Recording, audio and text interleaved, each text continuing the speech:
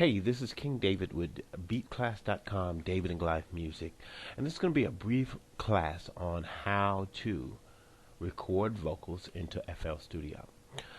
Now, what I want to do is introduce you to recording through FL Studio. First thing you'll need to do is use the ASIO drivers in order to get sound into the FL Studio environment. Now, if you don't have ASIO drivers, you should be able to download them off of the internet. There are many free ASIO drivers that you can use with FL Studio. Just type in ASIO drivers, D-R-I-V-E-R-S, into Google. Now, when you go to your audio settings, slide down to audio settings, left click, and in your output, you will see all of the sound cards that you have installed on your computer. Then you'll have ASIO devices. What I do is select the ASIO device that I use with my most frequently used sound card.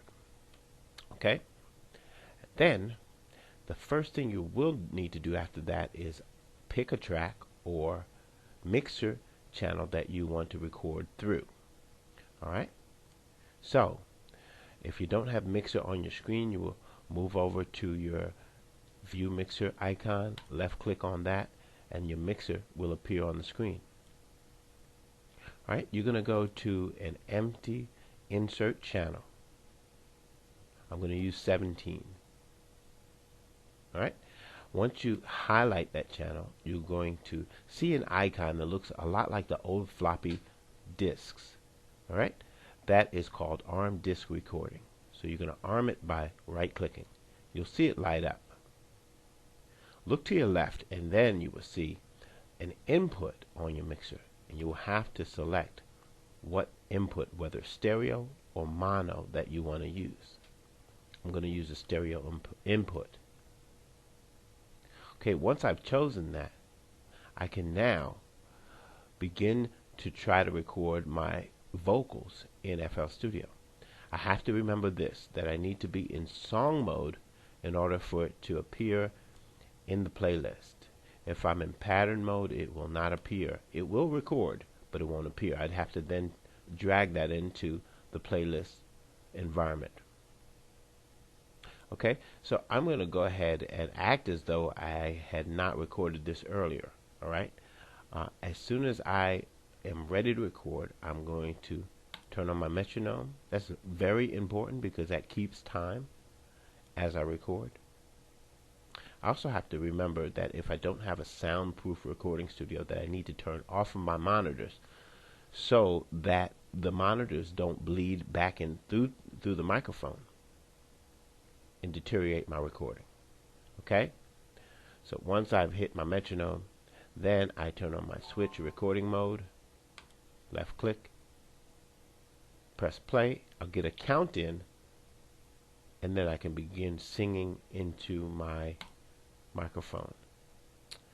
Alright, the finished result will sound like this. And let's go ahead and play you a piece of the track without the recording vocals. Alright, here we go.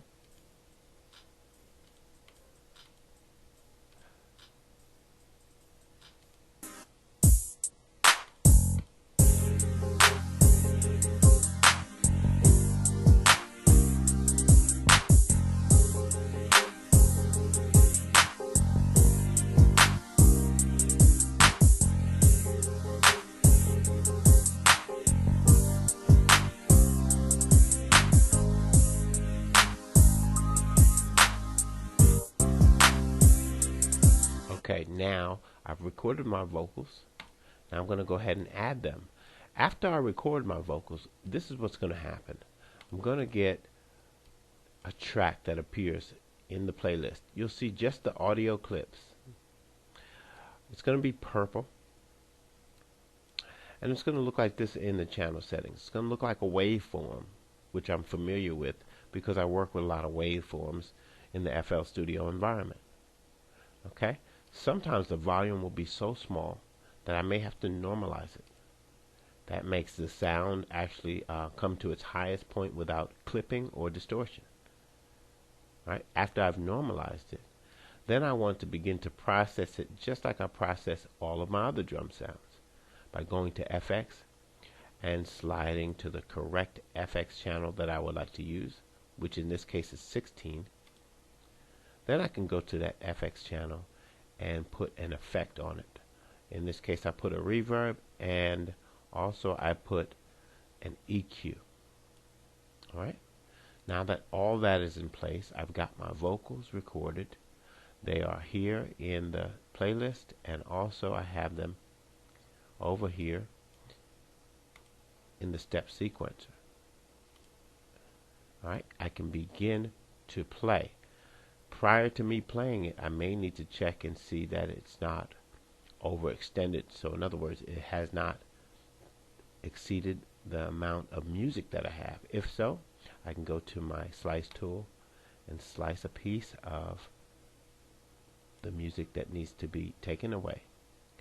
Then go to my pencil tool and right click and remove it. This way everything is uniform and plays together. Now I can go and begin to play my track and listen back, and it will sound like this. Hey, baby, why don't you know? Why don't you know what I'm feeling, girl? Hey, yeah, no.